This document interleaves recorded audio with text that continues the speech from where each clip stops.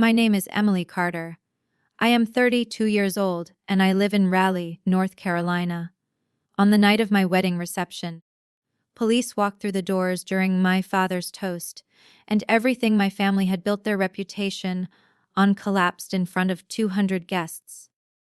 I need to tell you this story because for most of my life, I believed what they told me about myself. That I was too emotional, that I needed to be more like my sister, that gratitude was the only acceptable response to being included at all. But that night, standing in my wedding dress while my parents raised their glasses to someone else entirely, I realized something I can never unlearn. Silence does not protect you. It erases you. Let me take you back to the beginning, because none of this started at the wedding. It started 32 years ago, the moment I was born second. My sister Lauren is 4 years older than me. Growing up, I thought the difference in how we were treated was normal. I thought every family had one child who mattered more. One child whose report cards went on the refrigerator, whose achievements were announced at dinner, whose future was discussed like it belonged to everyone. I was the other daughter. The one who tried harder because trying was all I had. When I was 7, I won a reading competition at school. I came home with a certificate and a ribbon, so excited I could barely get the words out. My mother glanced at it, smiled briefly, and said that was nice. Then she turned back to helping Lauren prepare for her middle school science fair. That was the day I learned that my accomplishments would always be nice, never remarkable, never worth rearranging the day for. By the time I was in high school, I had stopped expecting anything different. Lauren was the smart one. I was the one who cared too much. She was headed somewhere. I was sensitive, but I kept trying. I got good grades. I volunteered. I showed up early to family events and stayed late to clean up. I thought if I just made myself useful enough, eventually they would see me the way they saw her. They never did. When I graduated college with honors and got accepted into a graduate program for school counseling, my parents took us all out to dinner. I remember sitting at the table, waiting for my father to say something, anything, about what I had accomplished. Instead, he spent 20 minutes talking about Lauren's new promotion. When I finally mentioned my acceptance letter, my mother patted my hand and said she was proud of me for finding something I was good at. Something I was good at. As if everything before that had been practice. As if I had been wandering until I stumbled into the right room. I became an elementary school counselor because I wanted to be the person for other kids that I never had. The one who noticed. The one who listened. The one who made space for the quieter voices in the room. And I was good at it. Not just good. I was excellent. Parents would request me specifically. Teachers would send students to my office because they knew I would take the time. I built programs. I wrote grants. I created systems that actually helped children feel safe. But at family dinners, when people asked what I did, my mother would say I worked at a school. Then she would turn the conversation to Lauren's corporate career, her salary, her corner office, her visibility. I was 30 years old before I met Daniel. He was kind in a way I was not used to. He asked questions and waited for the answers. He did not compare me to anyone. He did not need me to be smaller so he could feel larger. When I told my parents we were engaged, my mother hugged me and said she was relieved. Relieved, as if my worth had been in question until someone agreed to marry me. The wedding planning was exactly what I expected. My mother had opinions about everything, but none of them were about what I wanted. She wanted elegant. She wanted impressive. She wanted people to talk about how beautiful everything looked. I wanted to marry Daniel. That was all. But I went along with it, because that is what I had always done. I told myself it was one day. I told myself I could survive one day of performing for them if it meant I could start my own life after.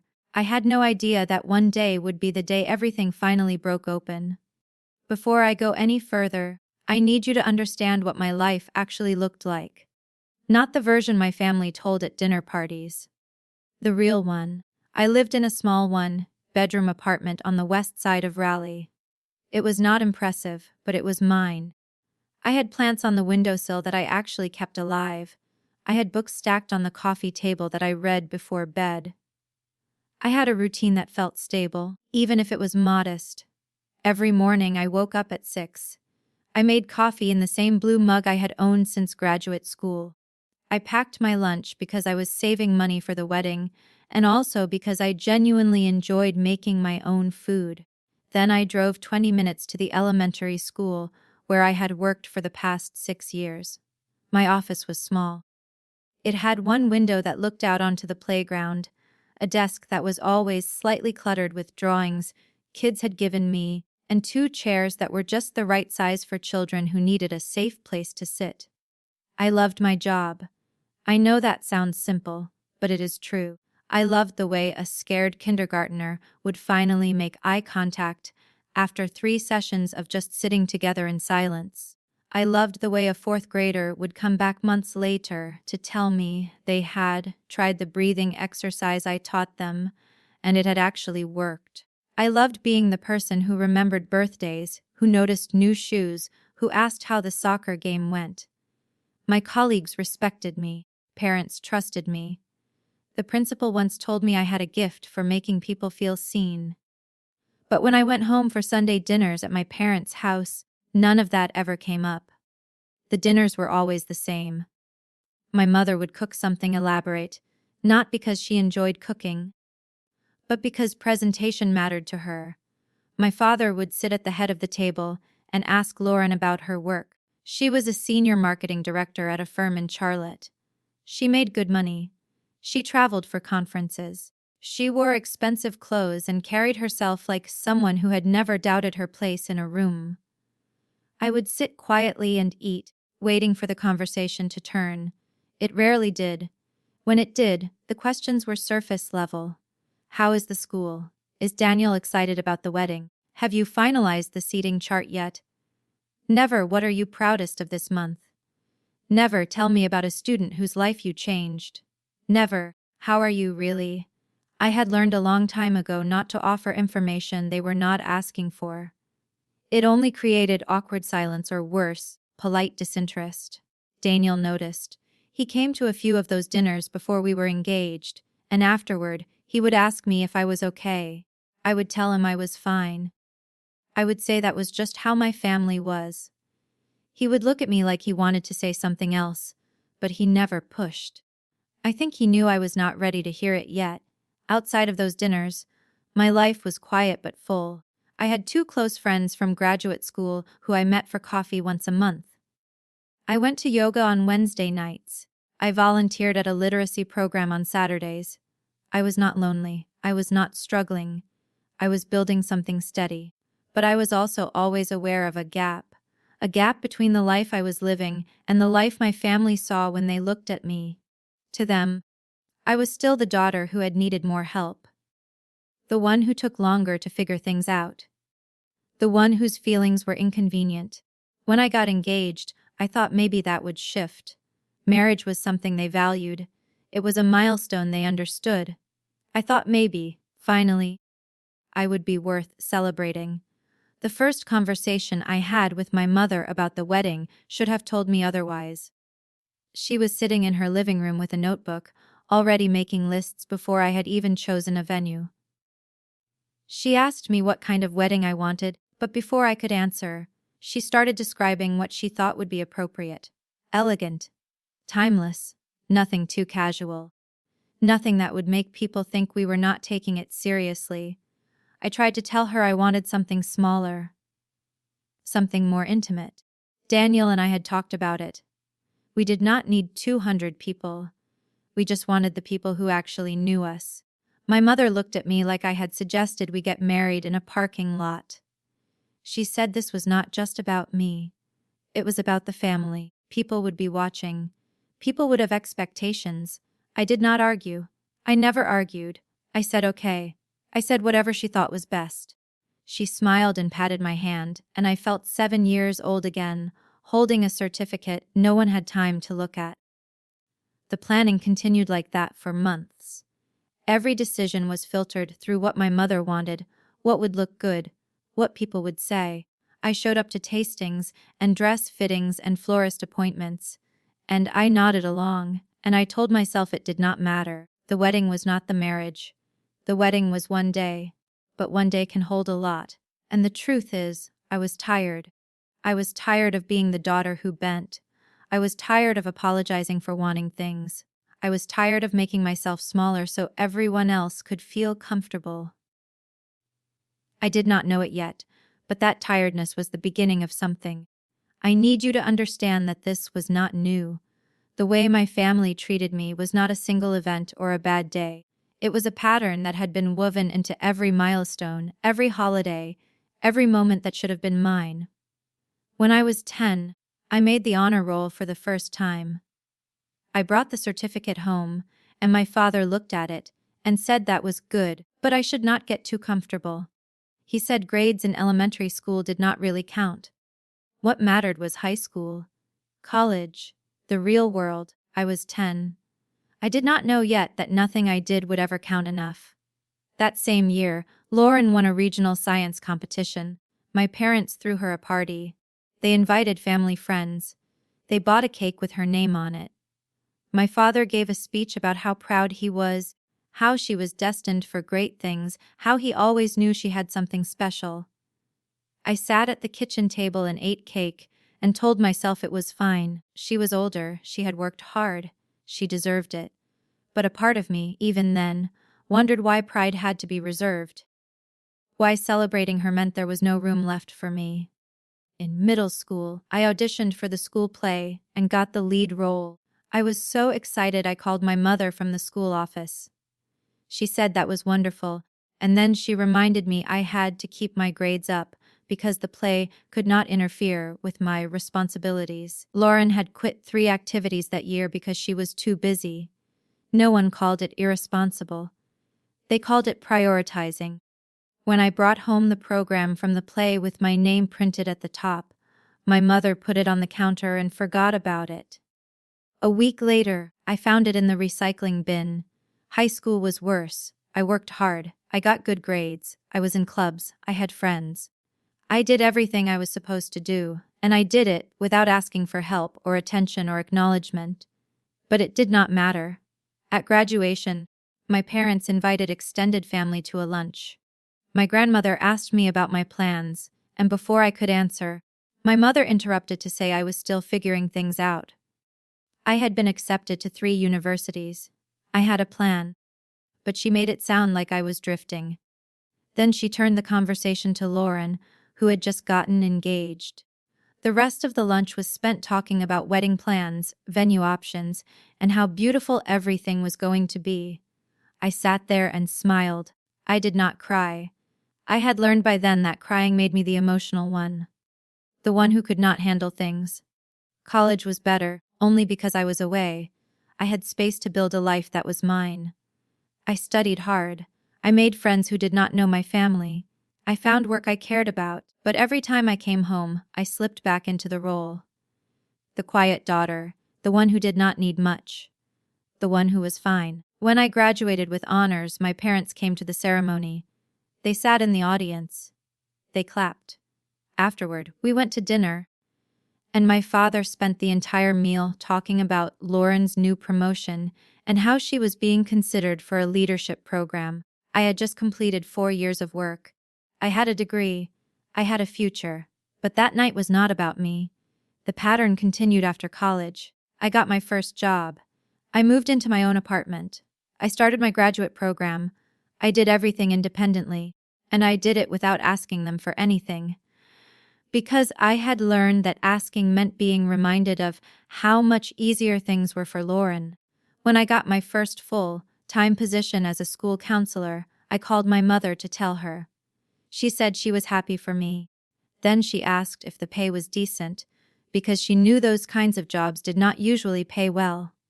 I told her it was enough. I did not tell her I had negotiated my salary. I did not tell her I had been specifically recruited.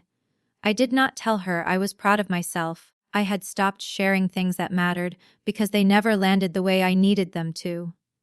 Family gatherings were the hardest. Holidays, birthdays, any event where we were all in the same room. Lauren would talk about her work, her travels, her life. My parents would listen like she was narrating a documentary. They would ask follow-up questions. They would laugh at her stories. They would lean in. When I spoke, they leaned back. I started testing it. I would share something small, something I thought might interest them. A student I had helped, a program I had built, a grant I had written. They would nod. They would say that was nice. Then someone would change the subject. It was not loud. It was not cruel. It was just consistent. And the worst part was, I kept showing up. I kept trying. I kept hoping that maybe this time would be different. When I told them I was dating Daniel, my mother asked if he had a good job. Not if he was kind. Not if he made me happy. If he had a good job. When we got engaged, my father shook his hand and said congratulations. Then he pulled me aside and told me not to let the wedding planning stress me out too much. He said, I had a tendency to overthink things. I had planned an entire career, moved across the state, and built a life without their help. But I was still the one who overthought things. The engagement party was at my parents' house. It should have been a celebration of me and Daniel. But my mother spent the entire night making sure everything looked perfect, and my father spent half the evening talking to Lauren's fiancé about business. I stood in the corner with Daniel, watching my own engagement party happen around me, and I felt like a guest. That was the moment I started to realize something. I had spent my entire life trying to earn a place at a table where I was already supposed to belong, and no matter what I did, the message was the same. You are not her. You will never be her. Be grateful we still make room for you. The wedding day started early. I woke up in a hotel room surrounded by bridesmaids, makeup artists, and my mother, who had been managing the timeline since 6 in the morning. I felt strangely calm. I had expected to be nervous, but instead, I felt distant. Like I was watching everything happen to someone else. The ceremony was beautiful. I will give my mother that. The flowers were perfect. The venue was elegant. Everything looked exactly the way she had envisioned. Daniel and I stood at the altar, and when he took my hands, I felt grounded for the first time all day. He looked at me like I was the only person in the room.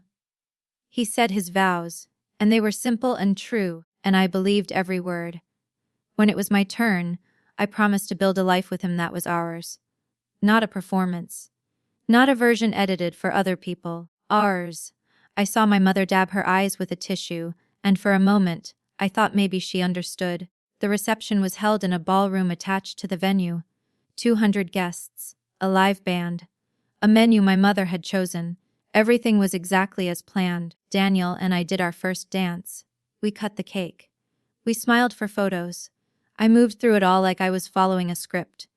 Then came the toasts. The best man went first. He told a funny story about Daniel from college. Everyone laughed. It was sweet. One of my bridesmaids went next. She talked about how I had been there for her during a hard time, and how she knew Daniel was lucky to have me.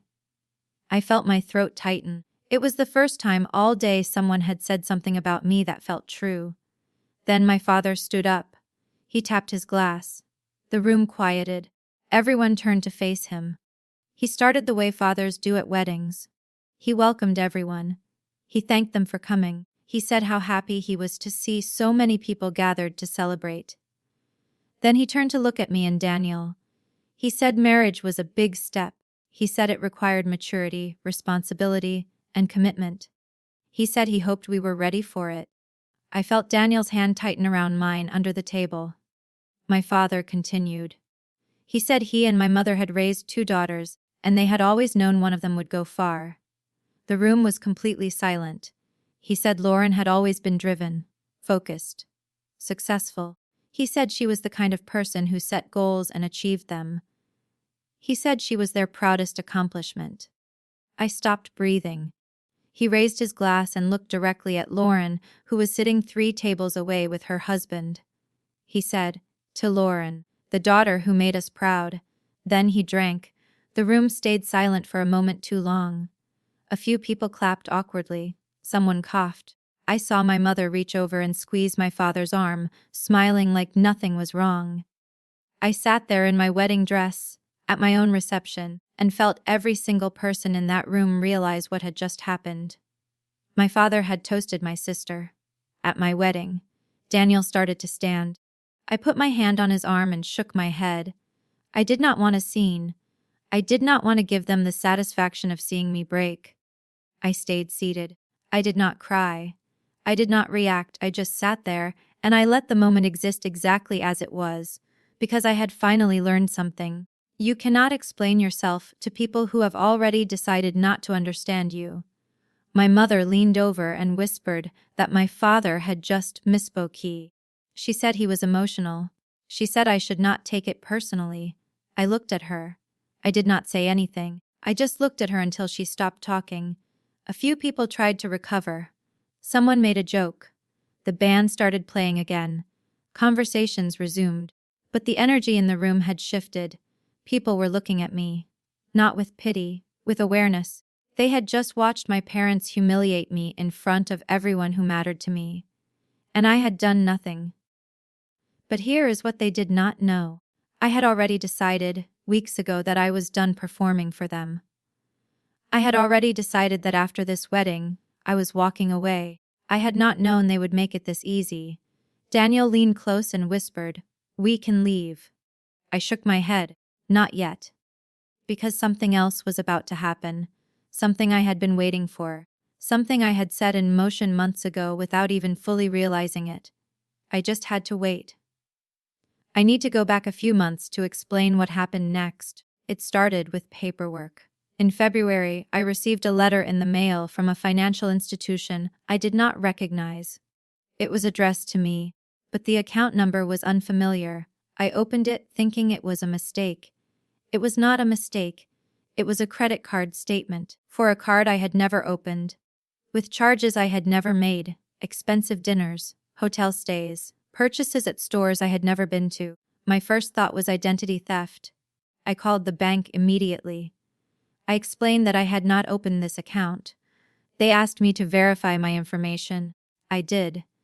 Then they told me the account had been opened 2 years ago, in my name, with my social security number, at an address I had lived at during graduate school. I felt my stomach drop.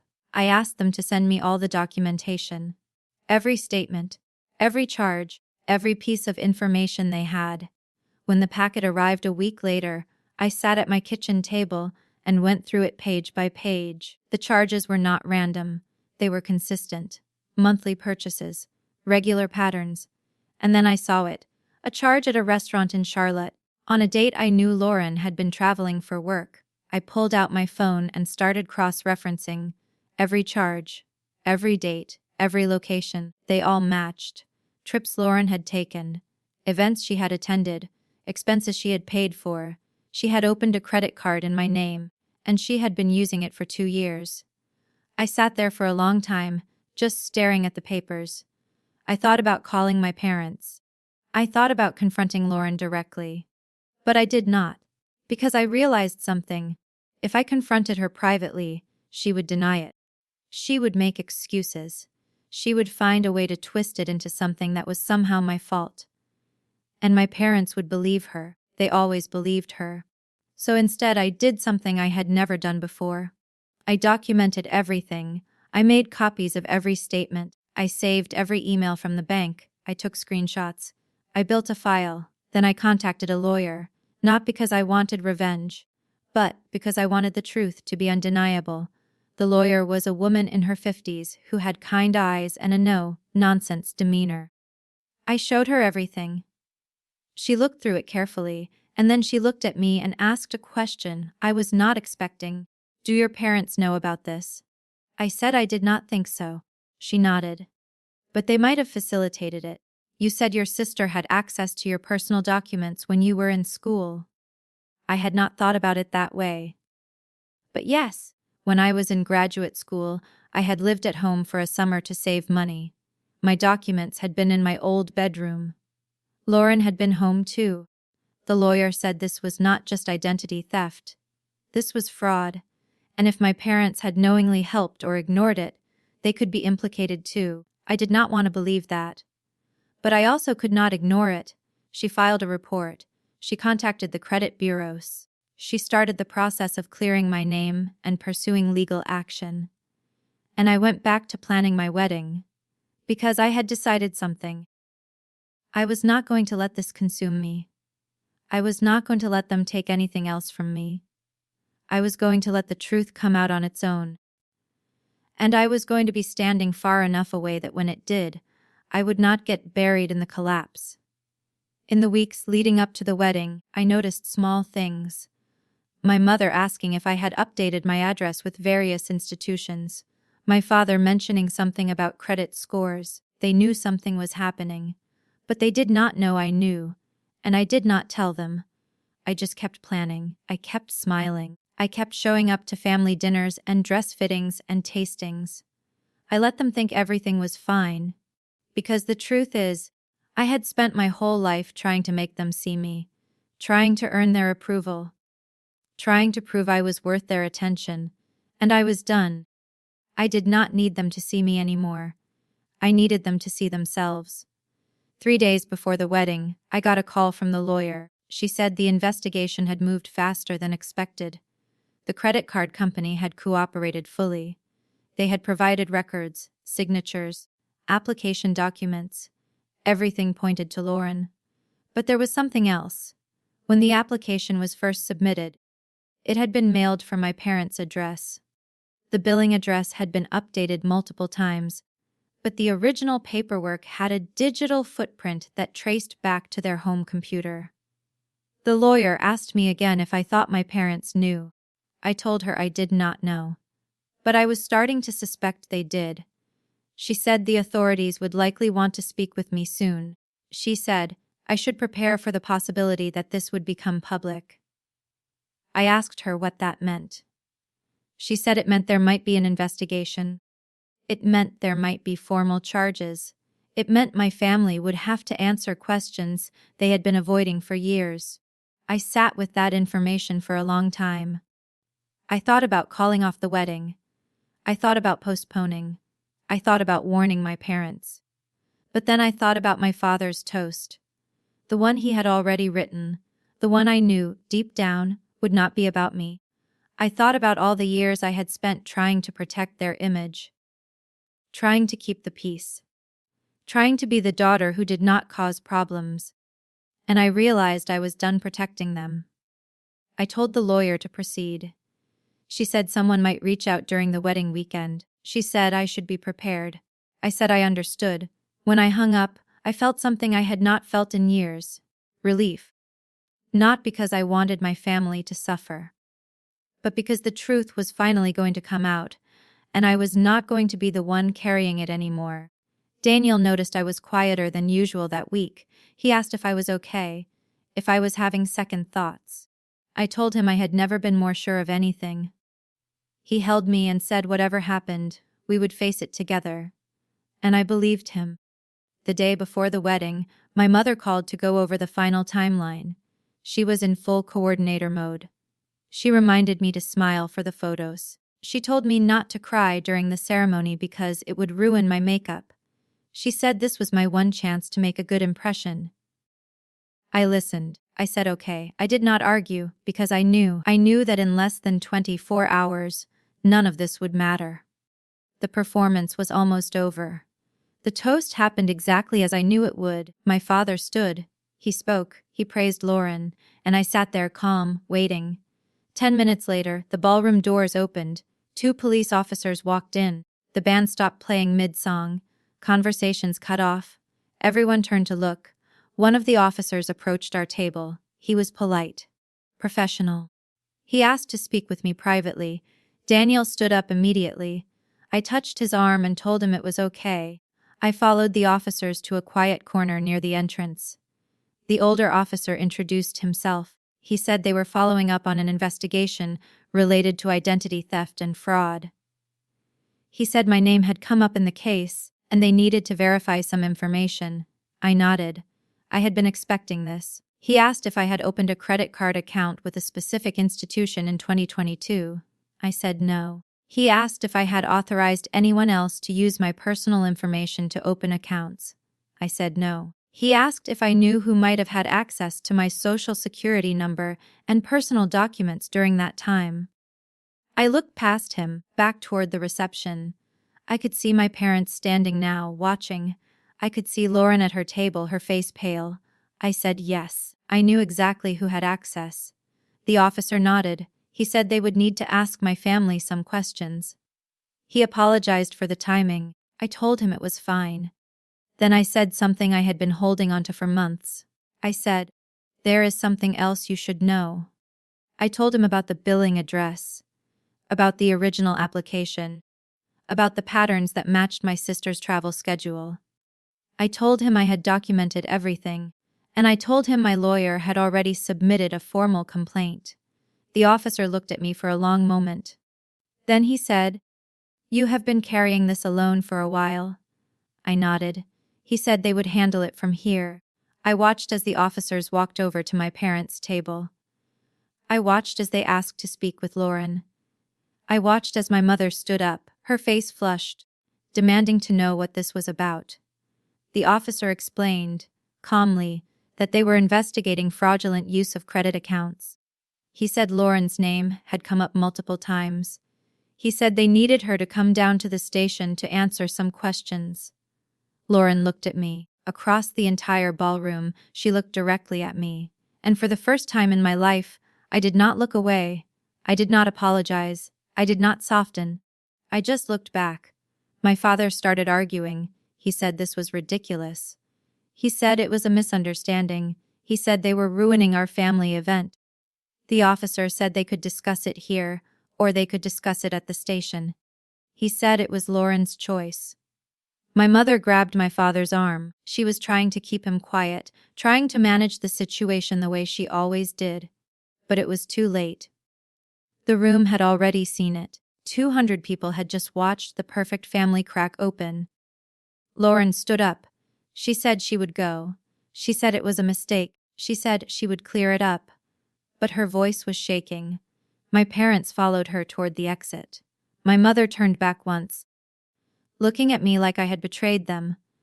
I stood there in my wedding dress, surrounded by guests who were whispering and staring, and I felt nothing but clarity.